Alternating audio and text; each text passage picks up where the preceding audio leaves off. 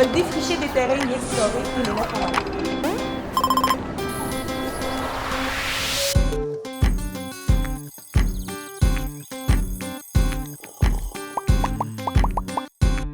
De retrouver cette humanité commune qui nous unit, que ce soit d'un continent à l'autre, que ce soit au centre-ville de Sherbrooke.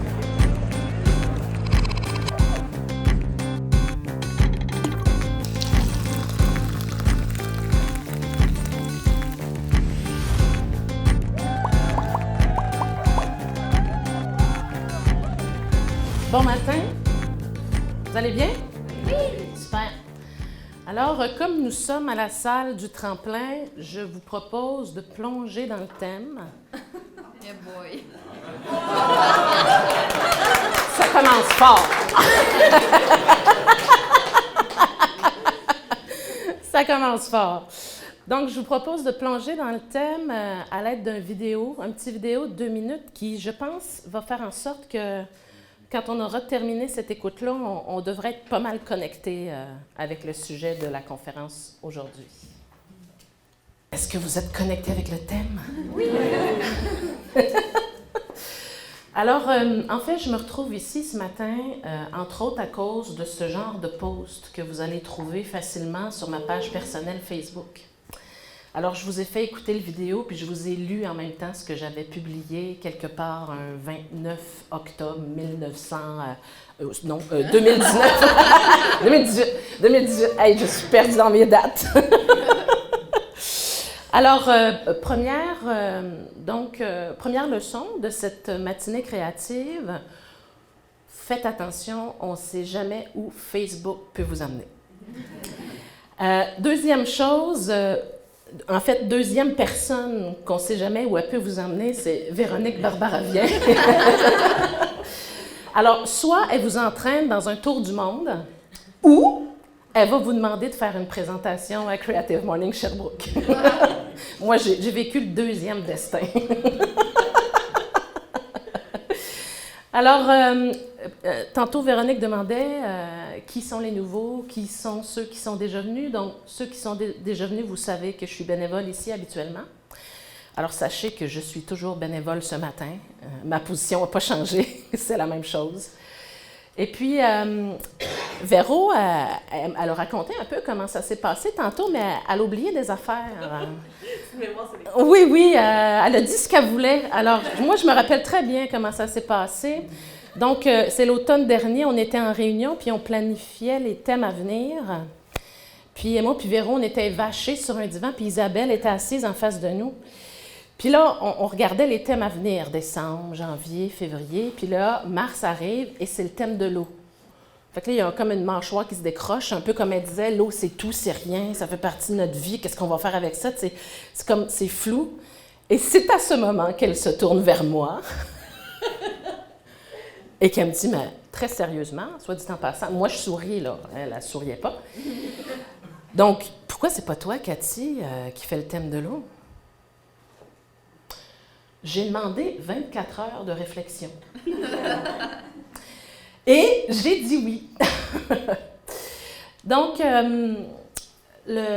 l'angle que je vais aborder pour honorer le thème de l'eau ce matin, en fait, je ne vous parlerai pas de l'eau, mais je vais plutôt vous parler de la présence de l'eau dans ma vie, puis des histoires que j'ai tissées avec elle.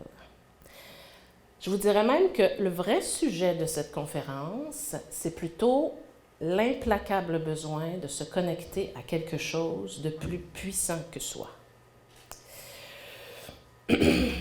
Alors, l'été dernier, j'ai retracé toutes les histoires que j'avais vécues où l'eau était présente.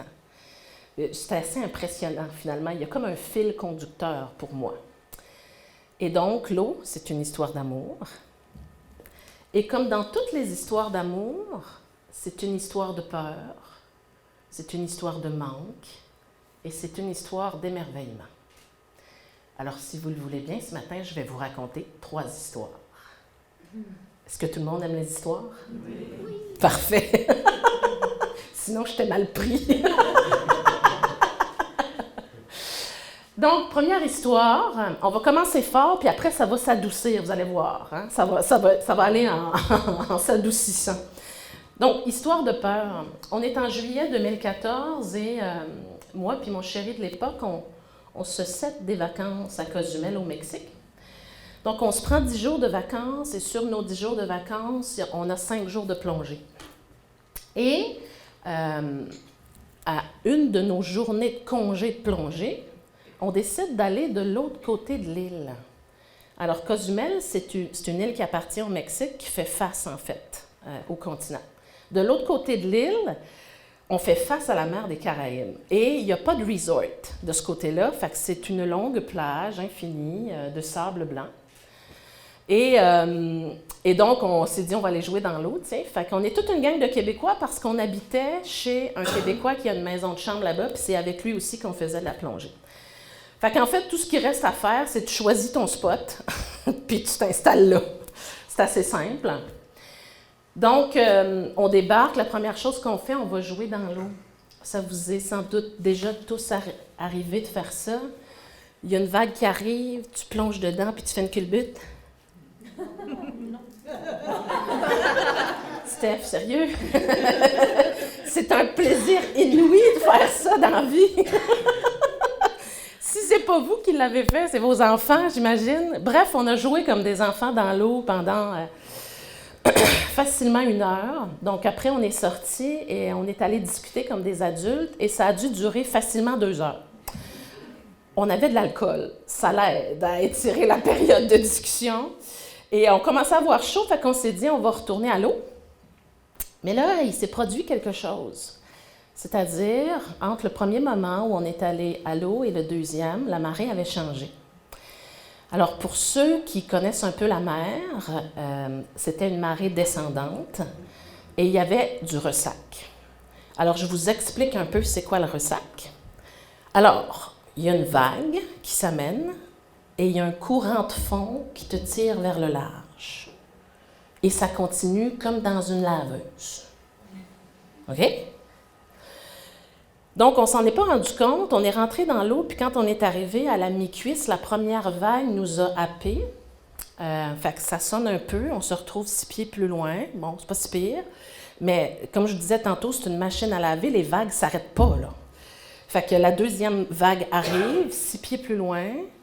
La troisième vague arrive 6 pieds plus loin. Et là, tu comprends que tu as un problème. C'est-à-dire que tu es probablement en danger. Alors, il y avait une jeune fille de 14 ans avec nous. J'ai pris la jeune fille de 14 ans avec moi. Puis, on essayait tant bien que mal de patauger pour retourner vers la plage. Et là, il y a un moment donné où j'ai pris panique. Tu sais, vous savez, là, cette chose qu'ils vous disent, là, le « paniquez pas, c'est pire ». Hein?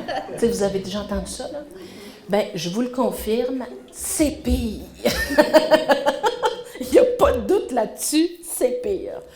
Sauf que c'est complètement incontrôlable quand ça se produit. Puis là, la chose qui prend le dessus, c'est l'instinct de survie. Donc, j'ai laissé la jeune fille de 14 ans pour avoir mes 2 bras, pour être capable de m'approcher de la plage et, si possible, sortir de là. Et j'étais vraiment en train de m'épuiser parce que c'était comme un combat, en fait. Le feeling, là, j'étais en train de me battre contre la mer.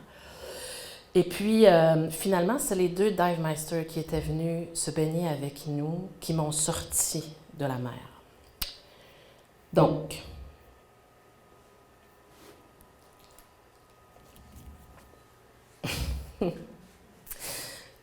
quand je suis arrivée sur la plage, il s'est passé 3 choses. La première, je me suis mise à pleurer. La deuxième, j'ai demandé pardon à la jeune fille de 14 ans de l'avoir laissée dans la vague. Puis, la troisième chose, j'ai arrêté de parler. Ceux qui me connaissent savent que c'est une affaire qui n'arrive pas si souvent que ça dans la vie quand même. Fait qu'il fallait que ce soit intense comme moment.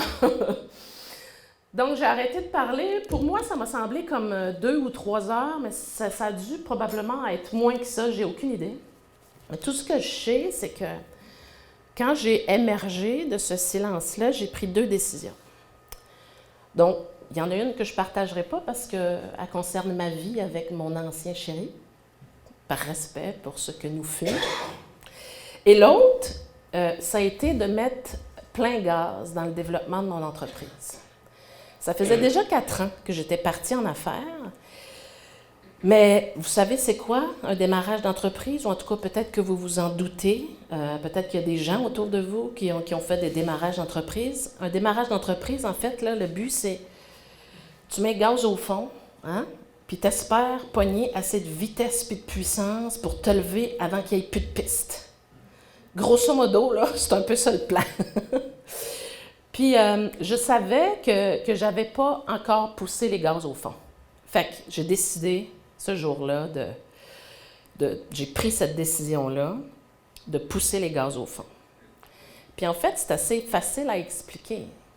Parce que quand tu as peur de mourir, ben, il y a plusieurs prises de conscience qui viennent avec ça. La première, c'est qu'il y aura une fin, puis que la fin est peut-être plus proche que ce que tu pensais. Genre de choses qu'on ne pense pas quotidiennement. Fait que là, il y a une question qui arrive dans ta tête, puis c'est « Qu'est-ce que je veux faire de ma vie? » Puis la réponse que tu te donnes à cette question-là, elle est sans retour. Fait que j'aimerais vous parler du phénomène intéressant qui existe entre la peur de mourir et la prise de décision sans ambiguïté. Vous savez, dans la vie, on a tendance à dire des oui-non, des oui-mais, des oui, mais peut-être pas. On a une petite manie de se garder 4 portes ouvertes pour pouvoir en poigner une au premier moment et se désengager finalement de ce qu'on s'était promis de faire, de ce qu'on s'était promis d'accomplir. Fait que ces fameux oui-mais puis ces oui-non-là, je pense que ça explique, entre autres, le fait qu'on ne réalise pas autant qu'on pourrait le faire.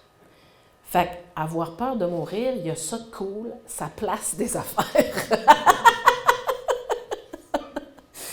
Fait qu'à ce sujet-là, c'est comme, moi, j'aimerais remercier l'émotion de la peur.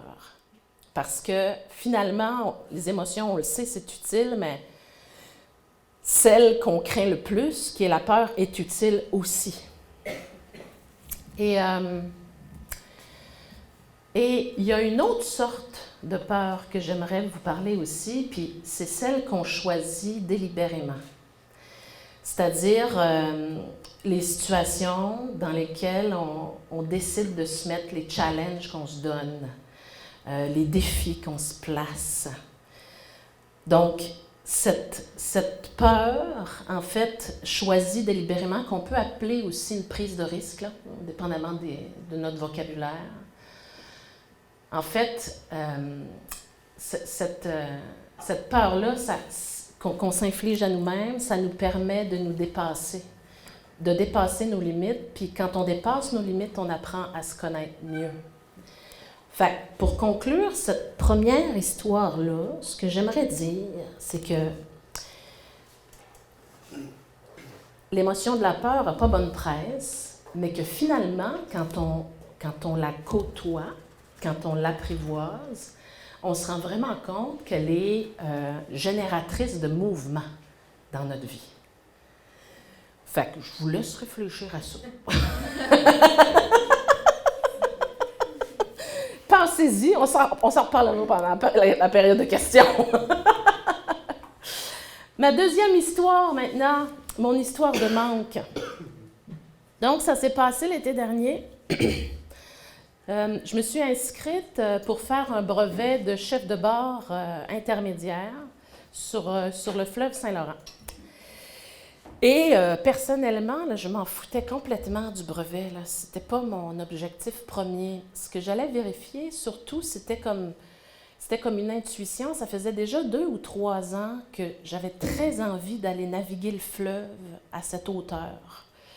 Donc, c'est un peu en amont du Golfe, la région de Rimouski, le Bic, Forestville, Tadoussac. Vous voyez un petit peu le quadrilatère. Alors, intuition confirmée, je tombe en amour. Il fait fret, c'était cœur, hein?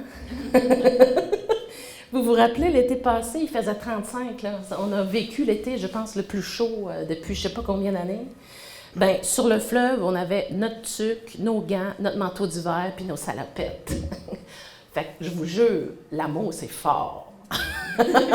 C'est très fort.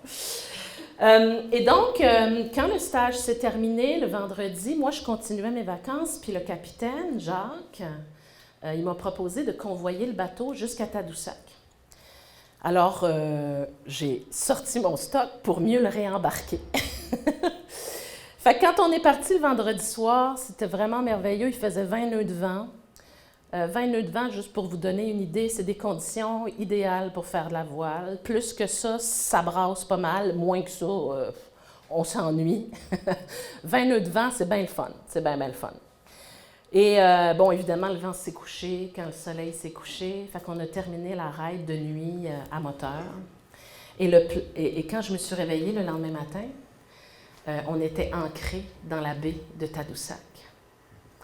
Alors, vous avez déjà vu Tadoussac depuis la terre, mais Tadoussac, vu de la mer, c'est magnifique.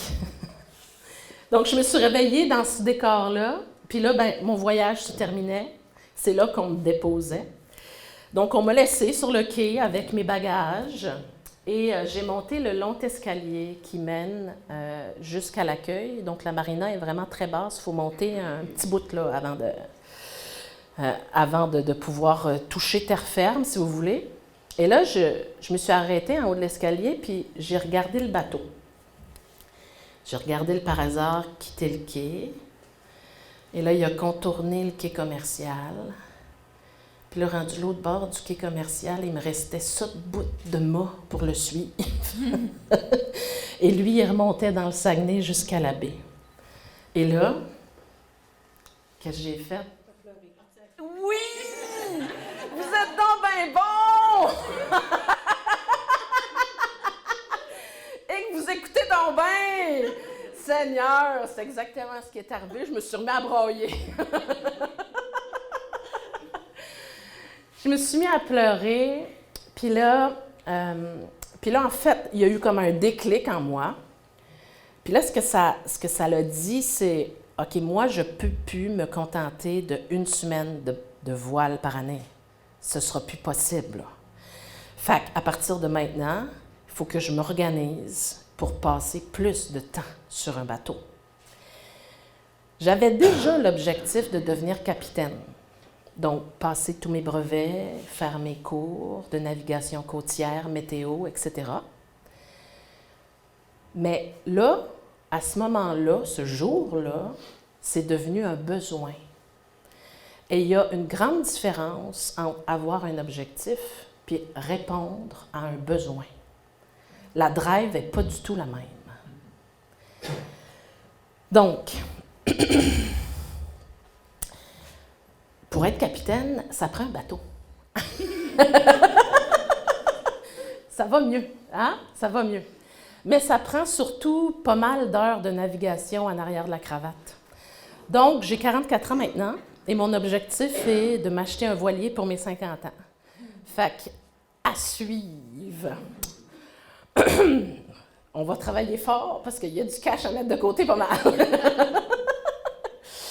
Et là, ici, ce que j'aimerais vous parler, en fait, c'est la distinction entre prendre des vacances et vivre un ressourcement. Parce que vous comprenez que pour moi, la voile, c'est mon moyen de me ressourcer. Donc, prendre des vacances, c'est cool. Donc, on imagine une mer avec une plage, une chaise longue, un pina colada. Soit des beaux garçons ou des belles filles qui passent en avant, qu'on peut regarder. Donc, j'ai rien contre le pina colada, mais prendre des vacances, ça ne nourrit pas l'esprit. ça nourrit pas ton courage, ça nourrit pas ton besoin de te dépasser, ça permet pas de te connecter plus puissamment avec toi-même. Alors qu'un ressourcement, ça c'est une autre affaire. Donc, pour que ce soit un ressourcement, ça prend un investissement. Un investissement en temps, en argent, puis en émotion.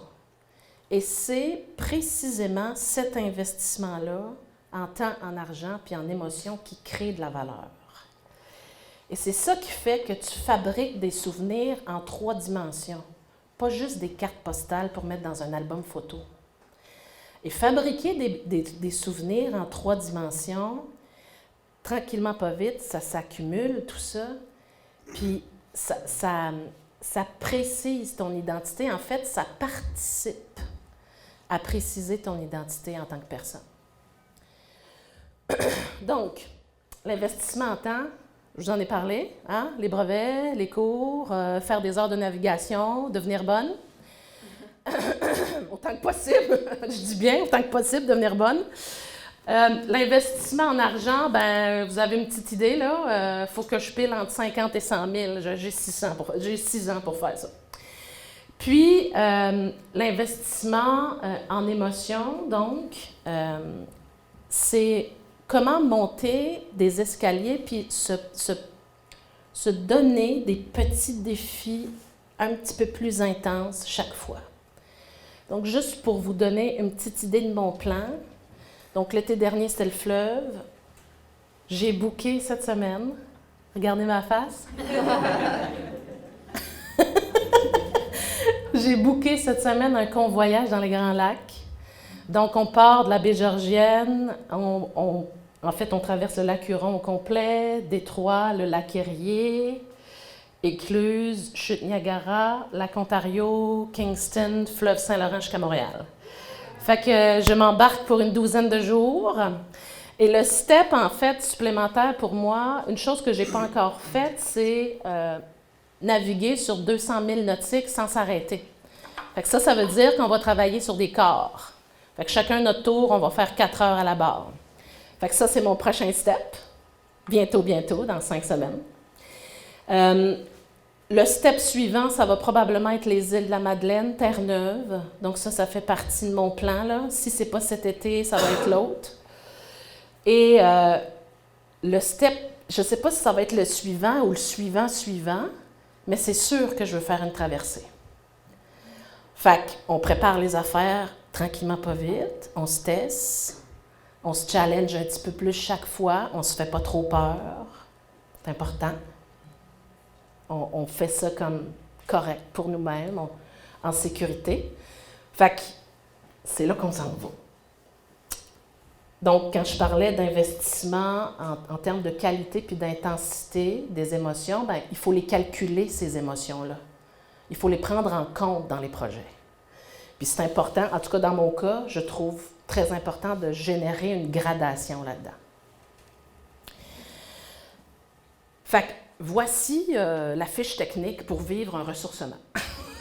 Fait que là, vous ne pourrez pas dire que vous partirez avec rien ce matin. Vous avez déjà un mode d'emploi. Fait que maintenant, je vous encourage à le faire. Là, vous aurez compris, bien sûr, que mon ressourcement à moi, ça se passe sur l'eau. L'eau, c'est un élément. C'est un élément qui fait partie de la nature. Et ce qui me fait du bien à moi, c'est que la nature, elle est plus grande que nous tous. Vous êtes d'accord? La nature n'a pas besoin de nous pour exister. Elle existe. Et quand tu te mets dans un contexte pour être en connexion avec elle, tu deviens comme un simple invité. Puis, soit qu'elle t'accueille, te protège, puis s'il y a un sursaut de météo, ben ça se pourrait qu'elle te rejette. Mais ça fait partie de la game. Et ça, cette espèce de rapport-là, que moi j'appelle comme un rapport sans dominance, ça me fait beaucoup de bien. Parce qu'on n'a pas besoin de se gager. C'est pas comme dans un groupe d'humains. Est-ce que vous comprenez ce que je veux dire? Fait que dès qu'on met 2 humains dans une pièce, il y a un rapport de dominance qui s'installe. Je sais là, que vous aimeriez que je dise qu'on est tous égaux. Je sais. Et vous aimeriez donc bien ça, que je dise ça. Mais vous savez quoi? C'est pas vrai. C'est pas vrai. Je suis pas en train de dire que des relations d'égal à égal n'existent pas. C'est pas ça que je dis. Des relations d'égal à égal, ça existe, mais ça se gagne. Ce sera pas gratuit. Hein?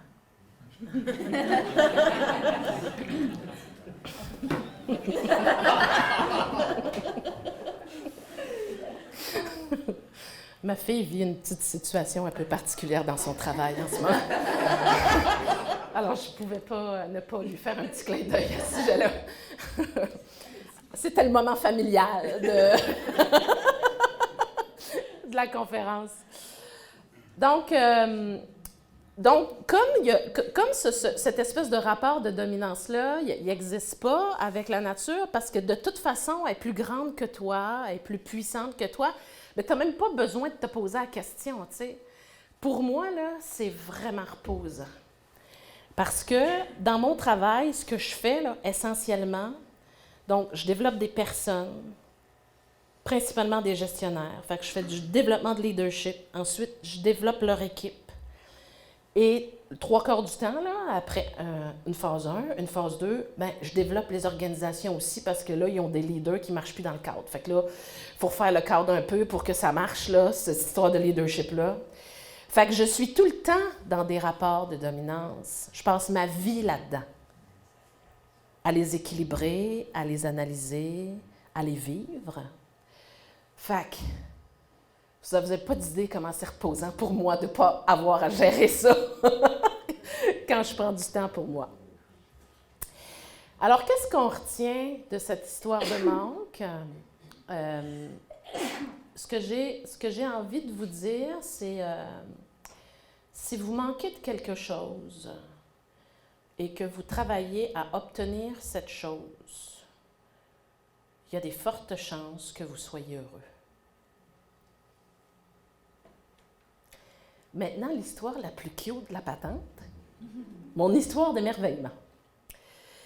Alors, ce qui est merveilleux avec l'émerveillement, c'est d'avoir la capacité de s'émerveiller.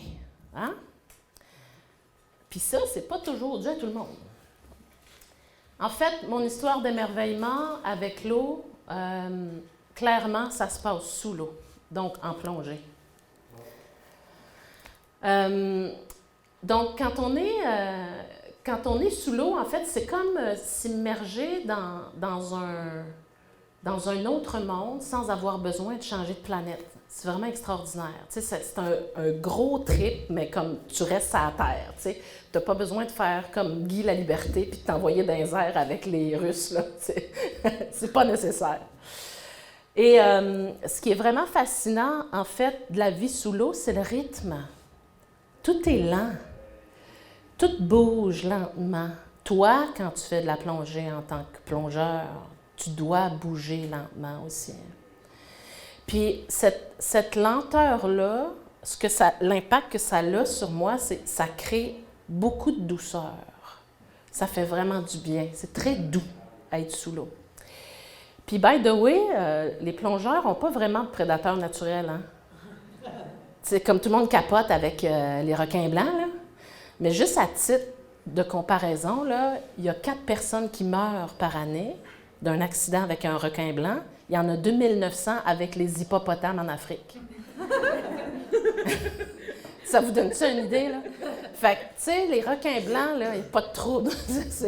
C'est tranquille. Bon, agace-le pas, là. Je te suggère de ne pas courir après le trouble, évidemment, là. Mais il n'y a pas vraiment de danger pour un plongeur en dessous de l'eau. C'est un environnement qui est vraiment sécuritaire. Les plus grands accidents qui se passent en plongée, c'est des accidents techniques, c'est-à-dire tu as oublié de regarder la quantité d'oxygène qui reste dans ta bonbonne, tu as oublié de changer de sorte d'air quand tu es rendu à plus de 100 pieds en dessous de l'eau. Ce n'est pas le même oxygène que tu dois prendre. Tu as oublié de faire un palier de décompression. Ça, c'est le genre d'accident qui existe pour les plongeurs. Mais sinon, l'environnement dans lequel on est vraiment pas dangereux. Et l'autre chose, c'est En plongée, la technique de respiration est particulière, c'est-à-dire, on inspire lentement, ça fait à peu près comme...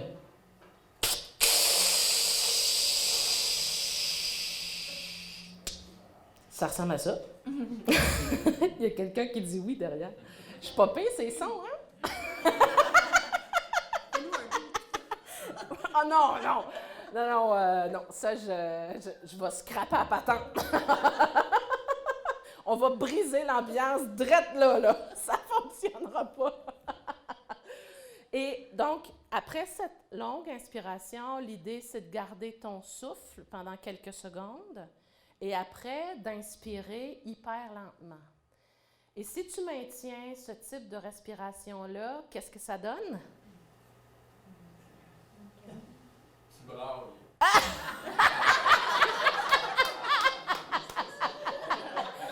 Bon, non.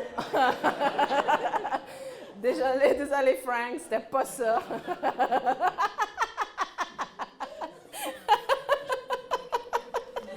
Là, je me sens gênée. Là. Oh.